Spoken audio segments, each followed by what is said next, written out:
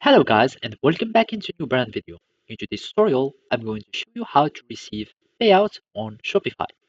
So make sure to watch the video to the end and follow these simple steps. So basically, you will need just to go to your payments panel on the admin settings. To do so, you will need just to go to the side menu here and search for the settings. You will find it at the bottom of the menu. By clicking on settings, we need just to search for payment. And here we can start setting up our payments method and where you can redeem your payments. So basically here you can find some additional payments method and you can add your own payments method.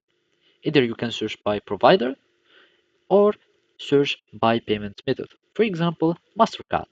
For MasterCard, we will find all these payment providers and you can see the transactions fee, you can see anything that you would like and all their payment method.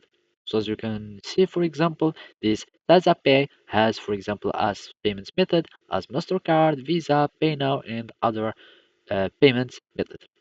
So after choosing your payment provider, you can add them in your payments and make sure to activate your own uh, payments methods if they need some activation or some connection.